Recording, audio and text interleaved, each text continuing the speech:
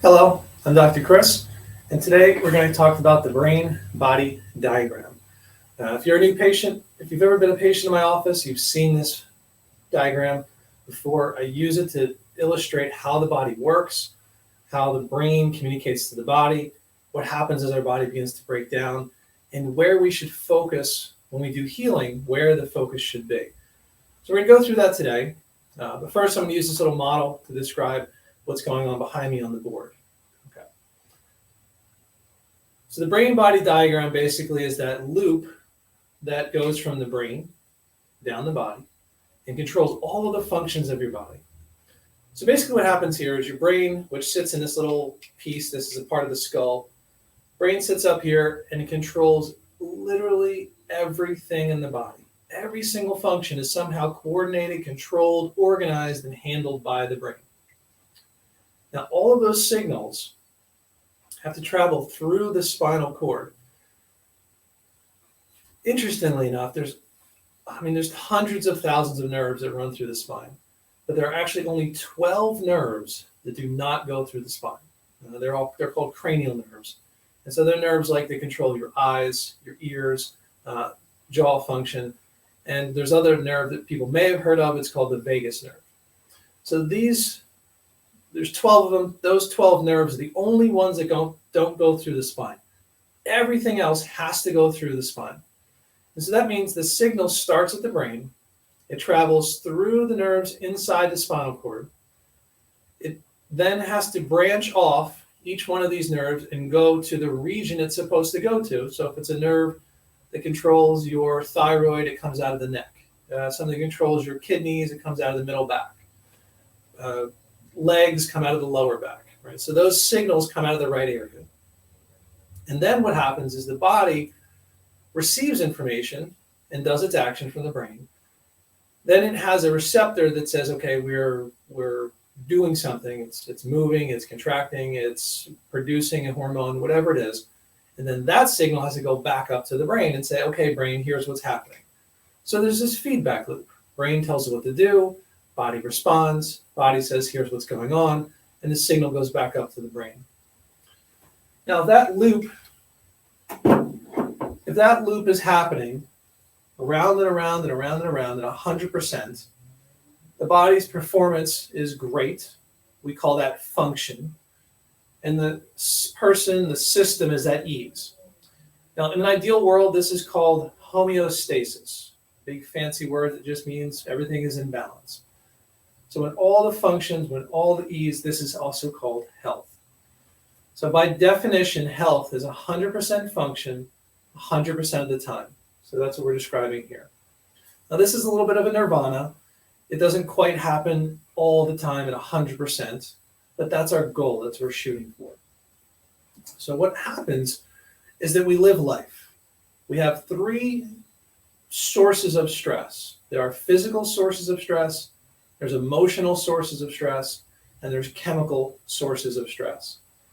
Those three forces from the universe come at us and they attack us, basically.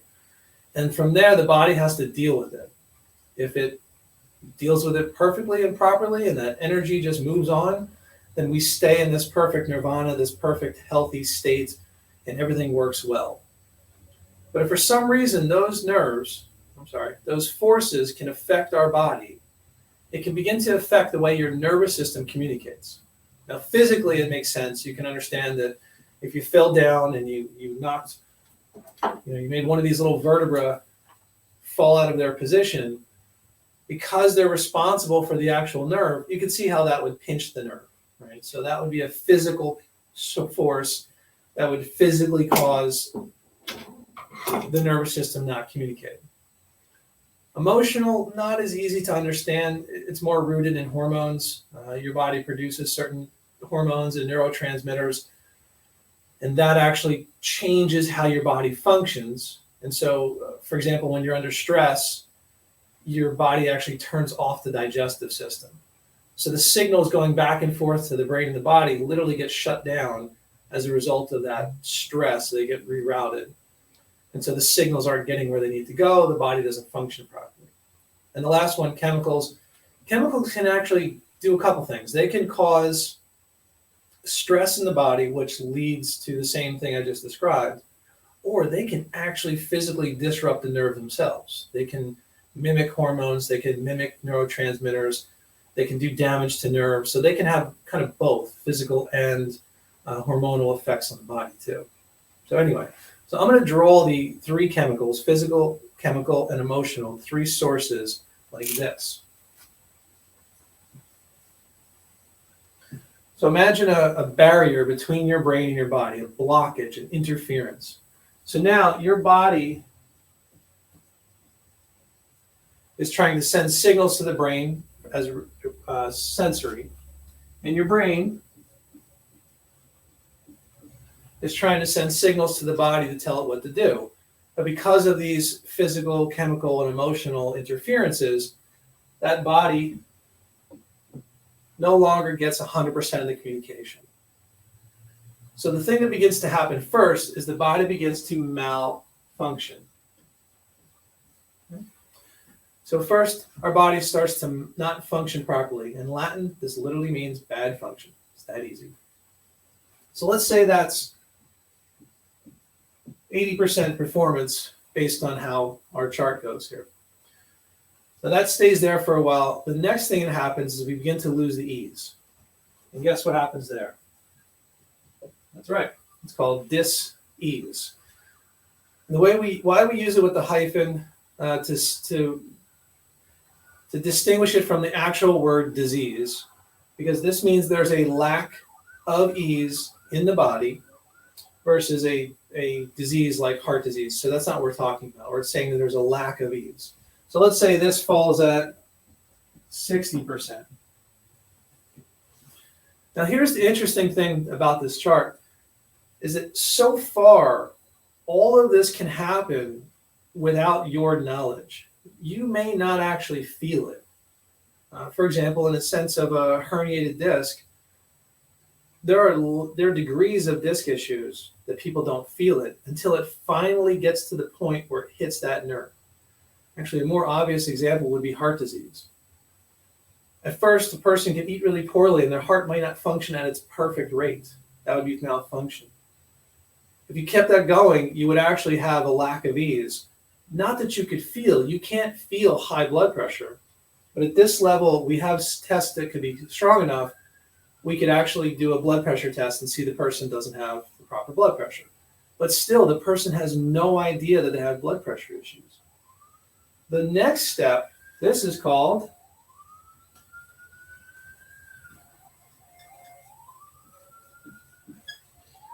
sorry for those sirens in the background, but this is called symptom. So when this, I don't know if you can see it, but when you cross this threshold, that threshold is 40%. So science tells us that when that nerve is irritated below 40%, that's the point when you have symptom. That's the point when you feel the disc pinching in your spine. That's the point when you have a heart attack. I mean, my God, that's the symptom that comes with heart disease. This is the level it has to get to before you actually have an awareness. When it comes to physical things like discs or nerve pinches, you will ebb and flow with those, right? So one day the person rests and they move above the line. The next day they irritate, they go below the line. So a person will often see this issue as something that just comes and goes. And that's how you describe it. The patients come in, they say, I have this pain, it comes and goes. I haven't had it in a couple of weeks. I was good until I did this thing, right? But what that means is that they're sitting at this level right here. And so their body is not performing at 100%. It's just barely above the symptom line. So there's two ways of treating the human body. One is from the bottom up, which means we would treat the symptom. And you know what these are. You go to the doctor, they give you a pain pill. Boom, symptoms gone, you have no awareness of it. You go get an injection, symptoms gone, ignore it. These are all ways to treat it from the symptom up. But we like to take care of it from the barrier. In theory, if we could remove this barrier, again, whether it's physical, chemical, or emotional, if you could remove this barrier, then the body could restore its function to 100%. the function would restore, the ease would restore, and then the symptoms would disappear. When your focus is just symptoms, that pathway is a little longer. You have to make the changes and let the body heal. Versus the other way, which is symptom treatment, it's quite fast for symptom relief, but it doesn't ever get to the solution. So one more word I want to give you. In chiropractic, we call this barrier, we call it a subluxation. The word itself breaks into three parts: sub, lux, and ation. The sub part just means less. The ation component means condition of. And the middle lux actually means energy. In Latin, it means energy. So that means this is a condition of less energy. So there's less signals traveling from your brain to your body. Again, it could be negligible, so you might only malfunction. It could be a little bit more severe and you could have disease, or it could be very severe and you could have symptoms. So we encourage people to get checked as close to this start as possible. For some people, it could be the day they're born because of the stress that was physically put onto their body as they were born. For others, it could be childhood when they fall. For others, it could be sports, high school, college. It never is too early to get your spine checked to make sure that this pathway is clear. Because once the path is clear, the body can perform, the symptoms disappear or never show up, and that's the path to health. So I hope you enjoyed this. This is called the brain-body process. So I hope to see you guys soon in the office. Have a great day.